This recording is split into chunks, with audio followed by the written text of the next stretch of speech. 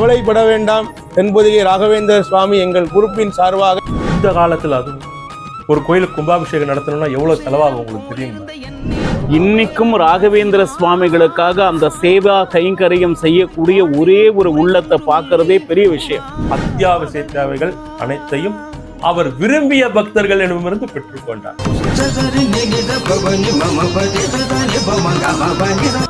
ரொம்ப ஸ்ரத்தையா கும்பாபிஷேகம் நடத்தினாங்க. உடன் ராகவேந்திரிடம் நாங்கள் ஒரு பிரார்த்தனை செய்துள்ளோம். அந்த தருணத்தில் எளிமையான பிருந்தாவனத்திற்கு நம்மளால் முடிந்த ஒரு சேவையை இன்னைக்கு கலிகாலம் 2026 பொருள் தேடி அலையும் உலகில் இந்த வாணியம்பாடி கிராமத்திலே இந்த சுவாமியினுடைய பரிபூர்ண அருள் துணை கொண்டு ஆனால் எந்த விதமான பிரதிபலனும் எதிர்பார்க்காம ஜெகத்குருவே சரணம். மந்த்ராலய மகான் மகாபிரபு ஜெகத்குரு ஸ்ரீ ஸ்ரீ ராகவேந்திர சுவாமிகளின் பொற்பாத கமலங்களில் ஆத்மார்த்தமான நன்றிகளையும் வணக்கங்களையும் பணிவுடன் சமர்ப்பிக்கின்றேன். இது ஒரு முக்கியமான பதிவு. இந்த பதிவு கொஞ்சம் கவனமாக கேளுங்க. இது போல மனிதர்கள் இருக்கிறாரா அப்படின்னு பார்க்க போகிறோம். இப்படியெல்லாம் நடத்துகிறார் குருராஜர். அவருடைய இருப்பை எந்தெந்த மாதிரிகளெல்லாம் தம்முடைய பக்தர்களுக்கு உணர்த்துகிறார். தம்மை நம்பி நாடி வணங்கி கொண்டிருக்கக்கூடிய பக்தர்கள் இந்த உலகின் எந்த மூலையில் இருந்தாலும் நான் இருக்கிறேன், நான் பார்த்து கொண்டிருக்கிறேன். ஆத்மார்த்தமான பக்தியுடன் நீ என்னை வணங்கி கொண்டிருக்கும் பொழுது உன்னுடைய தேவைகள் எதுவாக இருந்தாலும் சரி, அந்த தேவைகள் தகுந்த நேரத்தில் என்னால் நிறைவேற்றப்படும் அப்படின்னு சொல்லிட்டு சொல்லாமல் சொல்லி கொண்டிருக்கிறார் குருராஜர். அதெல்லாம் பார்க்க போறோம் இந்த பதிவில். நம்ம ஒரு கிராமம், அந்த கிராமத்துல ஒரு வீதி, அந்த வீதியில ஒரு மிராசுதாரர் வீடு. பேர் தான் மிராசுதாரர், ஆனா அவர் ரொம்ப சிக்கன பேர் வழி. கஞ்சத்துக்கும் சிக்கனத்துக்கும் ஒரு நூலிழை தான் வித்தியாசம். ரொம்ப சிக்கனமா இருப்பாரு. பல்வேறு சமயங்களில் அவருடைய சிக்கனம் அப்படிங்கிறது கஞ்சத்தனமாக மாறிவிடும். யாருக்கும் எந்த பொருளையும் கொடுத்தது கிடையாது. அவருக்கு 3 பையங்க, 2 பெண்கள், எல்லாமே வெளியூரில் இருக்கிறார்கள். இந்த பெரியவர் தன்னுடைய மனைவியுடன் வயதான காலத்தில் அந்த ஒரு பெரிய பங்களா மாதிரியான ஒரு வீட்டில் வாழ்ந்து வருகிறார். அந்த வீட்டில் பார்த்தோம்னா மக்கள்லாம் அப்படியே நின்றுட்டு இருக்காங்க. கவலை தோய்ந்த முகத்துடன் மக்கள்லாம் நின்றுட்டு இருக்காங்க. அந்த ஊர் மக்கள் அப்படியே உள்ள போய் பார்த்தோம்னா அந்த பெரியவர் ஒரு படுக்கையில் படுத்து கொண்டிருக்கிறார். அவருக்கு பக்கத்தில் பார்த்தா அந்த 3 பையனுங்க, அந்த 3 மகன்கள், அந்த 2 மகள்கள் சுற்றி நின்றுட்டு இருக்காங்க. இவர் ஏதாவது சொல்வாரா அப்படின்னு சொல்லிட்டு அந்த உறவினர்கள், மகன்கள், பேரன்கள், பேத்திகள் எல்லாம் பார்த்துட்டு இருக்காங்க. நிறைய சொத்து அவருக்கு, ஏகப்பட்ட சொத்து. இங்க பிரச்சனை என்னன்னா, அவர் சொத்துக்களை எங்கு வைத்திருக்கிறார் அப்படின்றது யாருக்குமே தெரியாது. என்னென்ன வாங்கியிருக்காரு, என்னென்ன வச்சிருக்காரு, எவ்வளவு இருப்பு இருக்கு, எவ்வளவு பணம் இருக்கு, யார்கிட்ட கொடுக்கல் வாங்கல் இருக்கு, எந்த தகவலும் அவர் யாருக்கும் சொன்னது கிடையாது. பெற்ற மகனையும் நம்பியது கிடையாது, பெற்ற மகளையும் நம்பியது கிடையாது. யார் மேலேயும் அவருக்கு நம்பிக்கை கிடையாது. இப்படியே காலம் கடந்து விட்டது. அவருடைய குழந்தைகள்லாம், அதாவது அவருடைய பிள்ளைகள், பெண்கள்லாம் வளர்ந்து வெவ்வேறு ஊர்களில் போயிட்டு அவருடைய வாழ்க்கை நடத்தி கொண்டிருக்கிறார்கள். இப்ப இந்த தாத்தா மண்டைய போட்டா இருக்கிற சொத்தெல்லாம் எங்க இருக்குன்னு தெரிஞ்சு எல்லாரும் பகிர்ந்துக்கலாம் அப்படிங்கிற ஒரு எண்ணத்தோட சுத்தி நின்றுட்டு இருக்காங்க. எல்லாரும் ஏதாவது சொல்வாரான்னு பார்த்துட்டே இருக்காங்க. கடைசி காலகட்டம், கடைசி நேரம். தாத்தா என்ன பண்ணாரு, ஒன்றும் சொல்லல. தனலட்சுமி அப்படின்றார். எல்லாம் டேய் அப்பா என்ன சொல்றாருப்பா, தாத்தா என்ன சொல்றாரு, கிட்ட போய் கேளுங்க அப்படிங்கிறார். கிட்ட போய் கேட்டா தனலட்சுமி. தனலட்சுமியா? ஏ தனலட்சுமின்னு சொல்றாருப்பா, தனலட்சுமின்னு சொல்றாரு பெரியவர், தனலட்சுமின்னு சொல்றாருன்னு உடனே ஒருத்தன் அந்த கூட்டத்துல சொல்றான், தனலட்சுமியா? இவர் வெத்தலைப்பாக்கு கடை வச்சிருந்தப்போ ஒரு அம்மா தினம் வெத்தலைப்பாக்கு வாங்க, அந்த அம்மா கிட்ட ரொம்ப நேரம் பேசிட்டு இருப்பாரு, அந்த அம்மாவா இருக்கும் அப்படின்னு கூட்டத்துல ஒருத்தர் சொல்றான். உடனே இந்த பிள்ளைகள்ல ஒருத்தர் சொல்றாரு, உடனே தனலட்சுமி எங்க இருக்காங்கன்னு தேடி கண்டுபிடிச்சு அவருக்கு கூட்டுவாங்க, யாருன்னா ஒருத்தர் போங்க அப்படின்னு சொல்றாரு. மறுபடியும் இந்த தாத்தா என்ன பண்றாரு, படுத்திருக்கிறாரு, தனலட்சுமி அப்படின்றாரு. மறுபடியும் கூட்டத்துல இன்னொரு குரல் வருது, அடடா தனலட்சுமின்றது வீட்டுக்கு காய் விற்க வர்றவங்கப்பா, அந்த காய்கறி விற்க வர்றவங்க கிட்ட அடிக்கடி தனம் பேசிட்டே இருப்பாரு, அவங்களாதான் இருக்கும் நிச்சயமா அப்படின்னு ஒரு ஆள் சொன்னா. மறுபடியும் இந்த கூட்டத்துல இருந்து ஒரு பையன் என்ன சொல்றாரு, நீங்க போங்க, அந்த காய்கறி விற்கிற தனலட்சுமி எந்த ஊர்ல இருக்காங்கன்னு தேடி கண்டுபிடிச்சாருன்னா விசாரிச்சு கூட்டுவாங்க அப்படின்னு சொன்னா அதுவும் முடிஞ்சு போகுது. 3ஆவதா மறுபடியும் தனலட்சுமி அப்படின்றாரு. மறுபடியும் மறுபடியும் இந்த பசங்க தனலட்சுமி யாருன்னு தெரியலன்னா மறுபடியும் கூட்டத்துல இருந்து ஒரு குரல் வருது, தனலட்சுமி யாரும் இல்லைங்க, இந்த வீட்டு வேலை செஞ்ச இந்த அம்மா, அந்த அம்மா பக்கத்துல தான் இருக்கு, இதை நானே போய் கூப்பிட்டு வரேன் அப்படின்னு சொல்லிட்டு ஒருத்தர் போயிடுறாரு.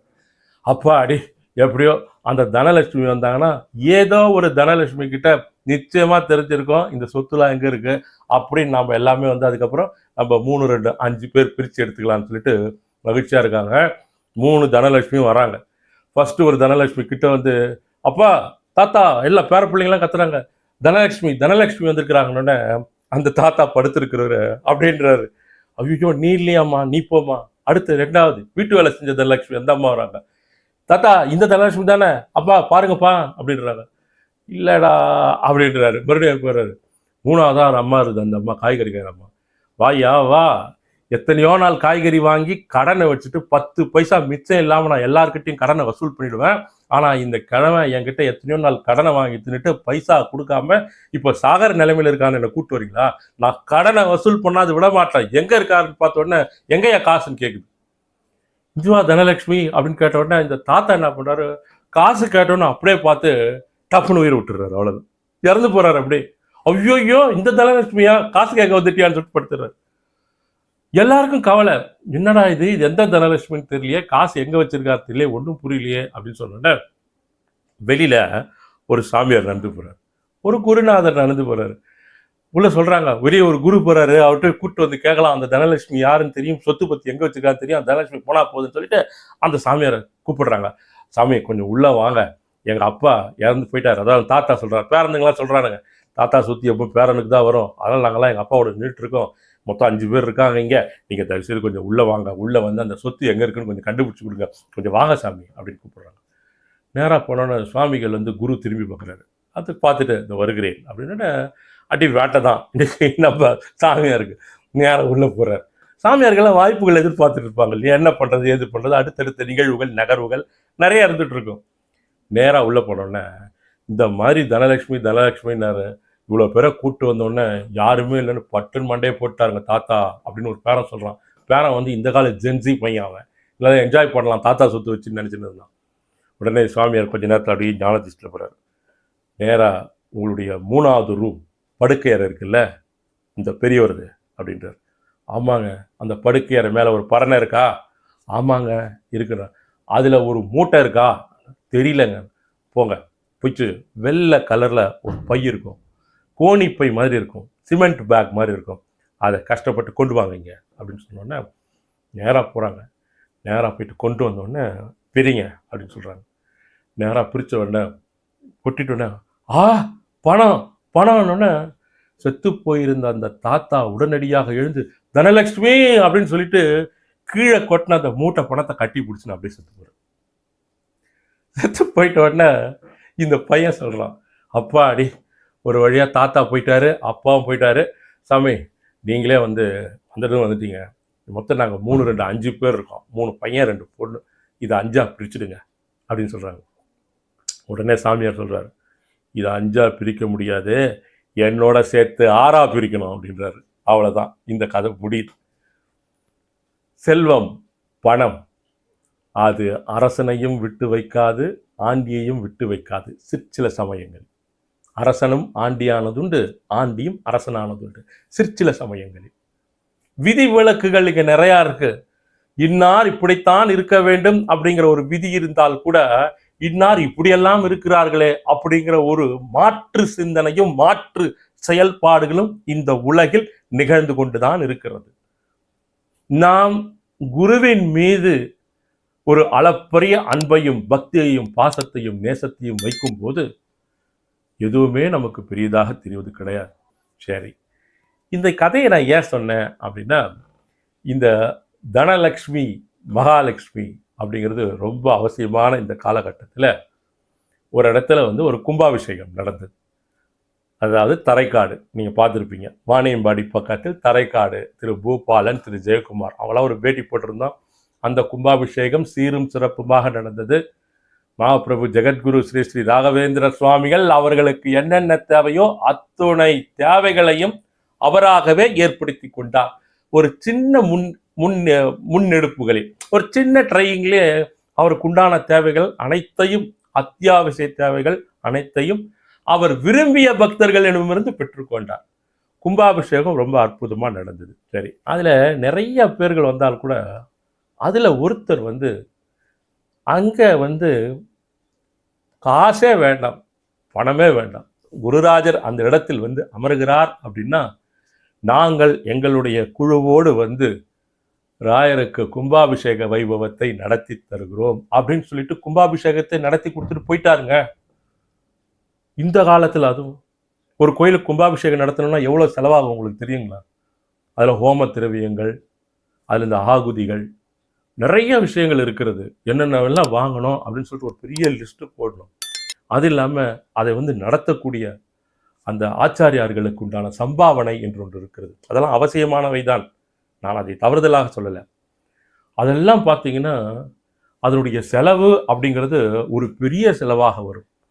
அதை பற்றி பொருட்படுத்தாமல் ஒரு அன்பு நெஞ்சம் திருநெல்வேலி அம்பாசமுத்திரம் தென்பொதிகை ஸ்ரீ ராகவேந்திரர் அறக்கட்டளை அந்த இடத்திலிருந்து வணக்கத்திற்குரிய திரு ராம்குமார் ஆச்சாரியார் அவர்கள் ஃபோன் பண்ணி திரு பூபாலன் அவர்களுக்கு அந்த அந்த கோவிலினுடைய நிலவரத்தை நம்ம ஒளிபரப்பு பண்ணோம் இல்லையா, அந்த டீட்டெயிலை அதை பார்த்து நானே அந்த இடத்தில் ராயரின் கருணையோடு அருளோடு உங்களுக்கு கும்பாபிஷேக வைபவத்தை நடத்தி தருகிறோம் அப்படின்னு சொல்லிட்டு தனது குழுவோட பெரிய வேன்ல அந்த இடத்துல மிக அற்புதமாக அந்த இடத்துல ஏதோ கும்பாபிஷேகம்னா ஏதோ ஒன்று வந்தோம் சொன்னோம் செய்தோம் அப்படிலாம் இல்லாமல் ரொம்ப பக்தி சிரத்தையாக பணத்தை எடுத்து ஓரம் தள்ளி வைத்து விட்டு, பணம் பிரதானம் கிடையாது, குருராஜருக்கு இந்த மாதிரியான ஒரு சூழ்நிலை அப்படிங்கிறது எமக்காக கொடுக்கப்பட்ட வாய்ப்பு அப்படின்னு நினைச்சு அந்த இடத்திற்கு அந்த தரைக்காடு கிராமத்திற்கு ஒரு நாள் முன்னமே பல்வேறு விதமான ஹோமங்களையும் யாகங்களையும் செய்து முடித்து குருராஜருக்கு அந்த பிரதிஷ்டாபன வைபவத்தை சீரும் சிறப்புமாக நடத்தி முடித்தார் திரு ராம்குமார் ஆச்சாரியார் அவர்கள். அவர் தான் பேச போகிறார். அவரை பற்றி தான் திரு சத்சங்கம் ஸ்ரீ ஸ்ரீனிவாசதாசர் ஐயா அவர்கள் அவரை பற்றி ஒரு வார்த்தைகள் பேசிட்டு திரு ராம்குமார் ஐயா அவர்களும் உங்களோடு பேச போகிறார். நிச்சயம் இந்த மாதிரி அற்புதமான அன்பு ஆத்மாக்களை பார்ப்பது ரொம்ப கடினம். அவர் அம்பாசமுத்திரத்தில் திருநெல்வேலி பக்கத்தில் தென்பொதிகை ஸ்ரீ ராகவேந்திரர் அறக்கட்டளை அப்படின்னு சொல்லிட்டு அவருக்கு ஒரு ஆலயத்தையும் வைத்திருக்கிறார்கள் அந்த இடத்துல. நிச்சயங்க இதெல்லாம் ராயருடைய கருணை அருள் ஆசிகள் அப்படிங்கிறது மிக சரியான நேரத்தில் சரியான இடத்தில் சரியான நபர்களை காண்பித்து விடுகிறது, அவர்கள் அந்த இடத்தில் வரவழைத்து விடுகிறது. இதுதான் அவருடைய ஒரு சூக்ஷ்மமான ஒரு முடிச்சு அப்படிங்கிறது. இந்த பதிவில் திரு சத்சங்கம் ஸ்ரீ ஸ்ரீனிவாசதாசர் ஐயா அவர்கள் திரு ராம்குமார் ஆச்சாரியார்கள் அவர்களிடம் பேச போகிறாரு. அவர் என்ன பண்ணார், எப்படி பண்ணார் அப்படிங்கிற தகவல் உங்ககிட்ட ஷேர் பண்ண போகிறாரு. நிச்சயமாக பாருங்க. அது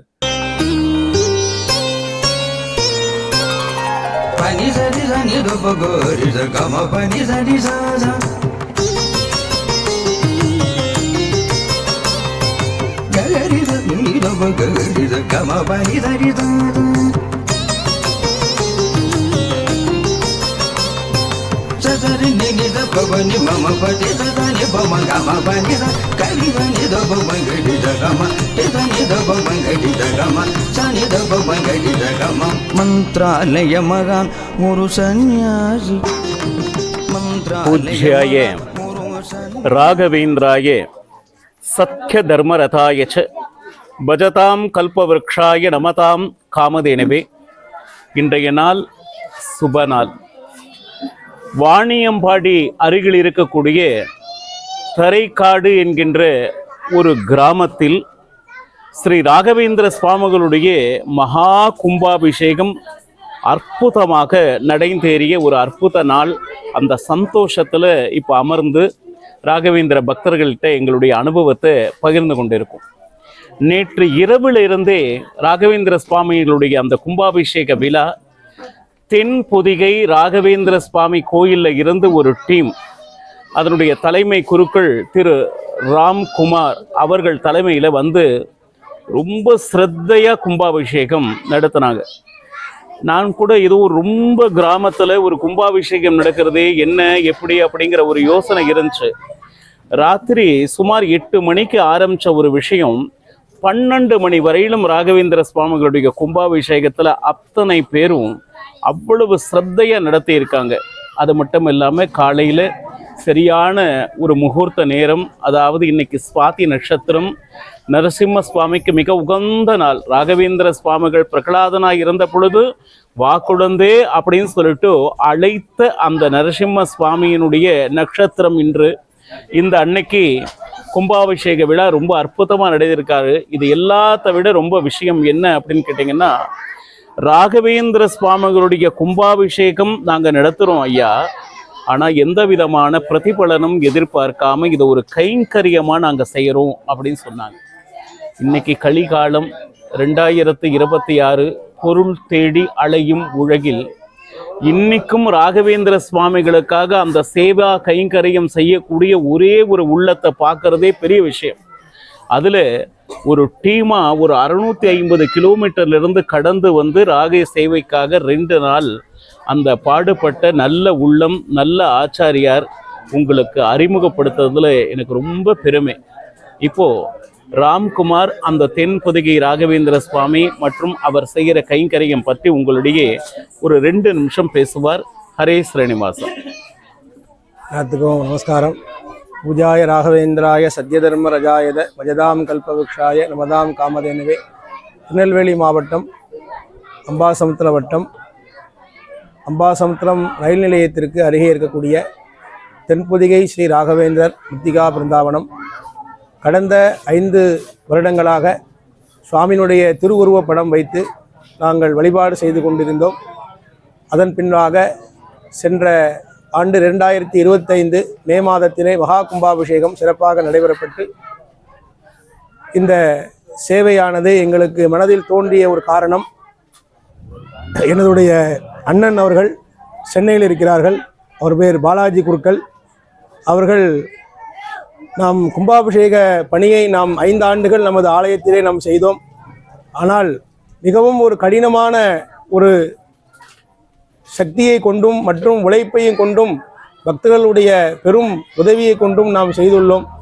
ஆனால் இந்த எளிமையான பிருந்தாவனங்களும் மற்றும் கும்பாபிஷேகத்தை நாம் ஏன் நடத்தக்கூடாது, நம்மால் முடிந்த ஒரு சேவையை நாம் ராயருக்கு ஏன் செய்யக்கூடாது என்று என்னுடன் சொன்னார்.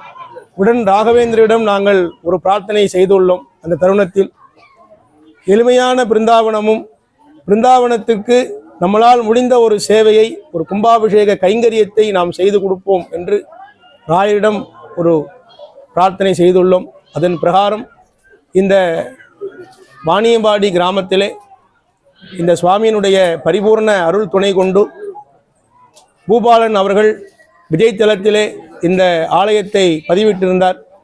உடன் இந்த ஆலயத்தை உடைய பதிவிட்ட படத்தை நான் பார்த்தவுடன் இந்த ஆலயம் மிகவும் ஒரு எளிமையாக இருக்கிறது. மட்டுமல்லாமல் அவர் என்னுடன் பேசினார். கும்பாபிஷேகம் நடத்த வேண்டும், எனக்கு சரவணன் சார் மற்றவர்கள் எனக்கு விக்கிரகம் செய்திருக்கிறார்கள், மற்ற உதவிகள் செய்வதற்கான கைங்கரியத்திற்கு நான் தேடிக்கொண்டிருக்கிறேன், ராயர் அனுகிரகம் செய்ய வேண்டும் என்று சொன்னார்.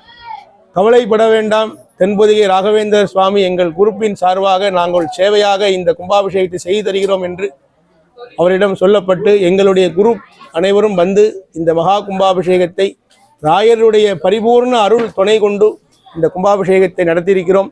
இது மட்டுமல்ல, இன்று முதல் இந்த கும்பாபிஷேகம் தொடக்கம் நம்முடைய ராயர் சொந்தங்கள் எங்கெங்கு இருக்கிறீர்களோ அங்கு எங்களால் முடிந்த இந்த கும்பாபிஷேக சேவையினை நாங்கள் முழுமையாக செய்து தருகிறோம் என்று இந்த பதிவை அனைவருக்கும் சொல்கிறோம். நன்றி, வணக்கம்.